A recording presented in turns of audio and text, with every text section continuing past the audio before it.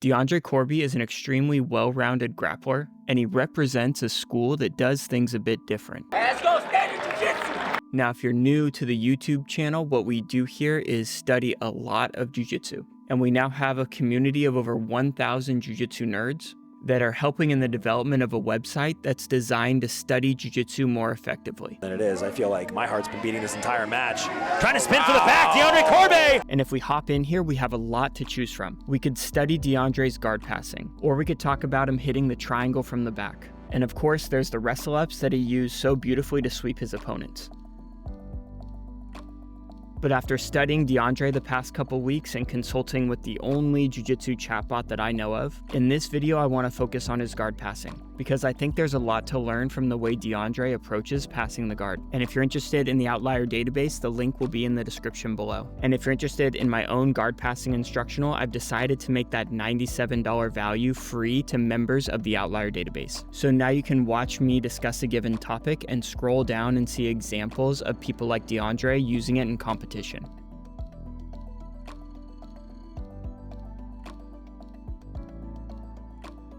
On top of that, you'll get access to the first AI chatbot, as well as access to the Discord that's full of Jiu-Jitsu nerds just like you. Now, the last time we launched this product, we grandfathered in the first 1,000 people to sign up to reward the early adopters. But those 1,000 spots went very fast, and we had people banging on the door for us to open it back up. So this time we're going to grandfather in the first 2,000 people to sign up. So if you're interested, check the link down in the description so you can lock in that $20 price as these tools just get better and better. And now let's talk about Deandre Corbe and the way he approaches passing the guard.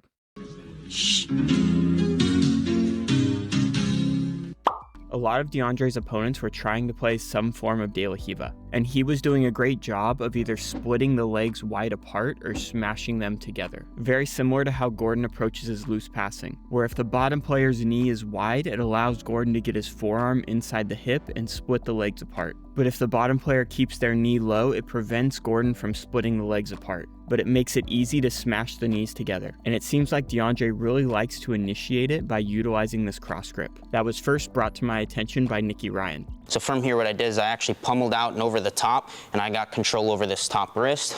So here you can see Deandre taking this cross grip to initiate this split or smash dilemma. And ideally, I think he uses this little back step motion to split the legs apart. And if he's not able to split the legs apart, then he smashes them together. Here we see Deandre taking that initial cross grip and threatening the back step, but he's not able to successfully split or smash the legs. So he takes a reverse underhook and threatens another back step. And this time he's able to smash the legs together, resulting in chest-to-chest half guard.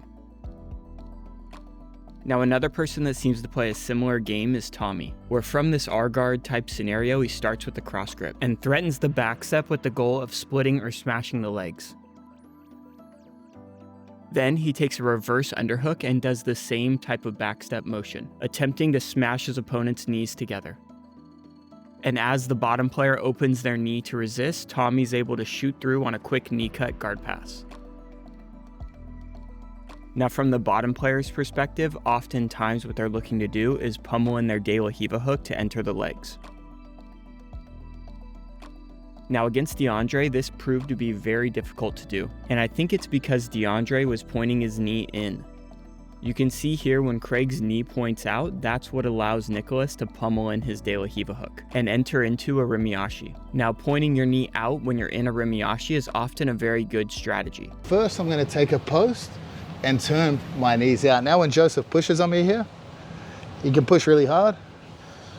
It's difficult. So I think the general strategy here is that when the bottom player is trying to pummel their outside leg to the inside, as the top player, we can make that difficult by pointing our knee in. But if the bottom player wins that battle and they start to enter into our legs, then as the top player, we point our knee out to make their leg entry difficult. And we can work to either extract our leg or pressure forward into a good guard passing position.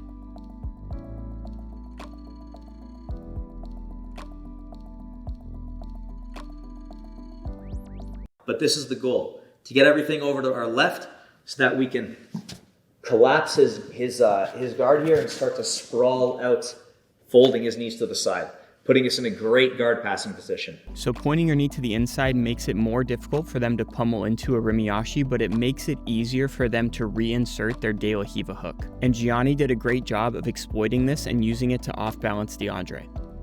The other downside is it often gives the bottom player the ability to transition to a scoop grip. So here you can see the bottom player off-balancing Deandre and trying to pummel his De La Hiva hook to the inside. But Deandre makes that difficult, so the bottom player transitions to a scoop grip. And this scoop grip De La Hiva can be very sticky and annoying to deal with. But we can try to utilize this principle that's often talked about when defending leg locks. To get some kind of crossface so that you can start to separate his head from your ankle. The more we can separate our ankle from their head, the weaker their grip is going to be. And often we do this by preventing them from following us while we work to sprawl our legs back. And here you can see Deandre starting with this cross grip and using it to get good head position before he takes that crossface and begins to separate his opponent's head from his own ankle to free himself from that scoop grip De La Hiva and again begin to smash his opponent's legs together. Now, as Deandre is working from this smash pass position, the bottom player is often able to recover to butterfly half guard. And butterfly half guard can be a great position for the bottom player, giving them a really good ability to off balance the top player and follow up with offense of their own. But when the bottom player recovers against Deandre has a near side underhook, which we can't see because of the camera angle. And he also has a head block on the same side as the butterfly hook. And so generally this is what I prefer in terms of actually looking to pass, where I have a near side underhook, my head on the opposite side of the underhook, and he has one butterfly hook left. Now, Joseph made this position very popular in his ADCC Trials run, and he often gets there off of his opponent escaping a given position. So yes, the bottom player is able to recover their guard, but they do so into a very dominant passing position for the top player. And this is something I think we're seeing a lot of the great guard passers of today doing very well, and Deandre is no exception. Here we see yet another example of him using the same strategy to get to this dominant guard passing position. The near side underhook, I said, it's a good thing. Near side underhook with a head block is a wonderful thing. But it doesn't stop there. He pummels his free leg in as a butterfly hook to limit his opponent's options even further. There is a danger at any given moment that if my opponent elevates me out in this direction, he can turn into an Ashigarami type situation.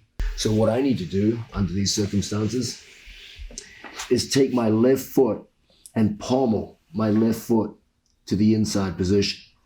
Now, even if Giancarlo did lift me in the direction he wanted, when he goes for the Ashigarami, it's just not there. Deandre showed some incredibly patient guard passing on his way to win the West Coast ADCC Trials. And a lot of people, including myself, are wondering the best way to go about developing this type of skill. Well, Deandre's the pride and joy of his coach, Greg Souders. Right, you guys watch Deandre Corbe, he's a fucking god, he's awesome, he's so good. And the way they like to develop skill is by playing little games within jiu-jitsu that allow themselves to spend as much time as possible under resistance. Bottom player's job is to make connections to your partner's elbows, wrists, and head. Once you make connections, you want to try to make your opponent touch the mat. While and during your opponent touching the mat, if you're able to connect your hands around their shoulders in any way, you win the game.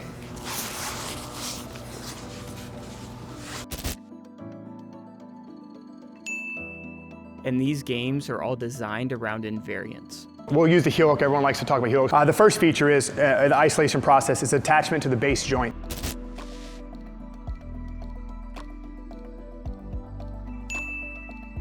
Now, what am I doing at the base? Well, at the base, I'm trying to hold my partner still relative to me, and I'm trying to keep that leg separated from everything else.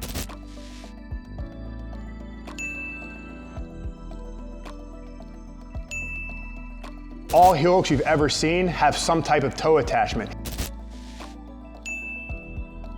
And then last is lateral hip knee alignment. So when I'm lined up with the leg laterally, the twisting force, that's the fulcrum for the twisting force. If I'm not aligned up with it laterally, we don't get the strong braking force that we want. So if we want a game to help us develop the skill of guard passing, we can sift through all of Greg's content. Or maybe we can just ask the chatbot on the Outlier database and it can help us get started. 3 games to help you build the foundation of passing the half guard. game one. A little side note here, but if you have any name ideas for this Jiu-Jitsu chatbot, leave a comment down below. I really liked Seth's idea from the Discord of Chat Gi PT, but right now the database is all no-gi, so I thought it might be a bit confusing. But we're looking for a good name, so if you have any ideas, leave a comment down below. Now, I focused this video on his guard passing, but Deandre is a very well-rounded grappler who is very, very good at the triangle from the back. And he set it up in trials by using a chair sit to trap the arm. And with the arm trapped, he works into the triangle finish. We also saw him display beautiful leg locking ability from both an offensive and defensive perspective, winning with an inside heel hook in the semifinals and taking the back off a leg entanglement in the finals.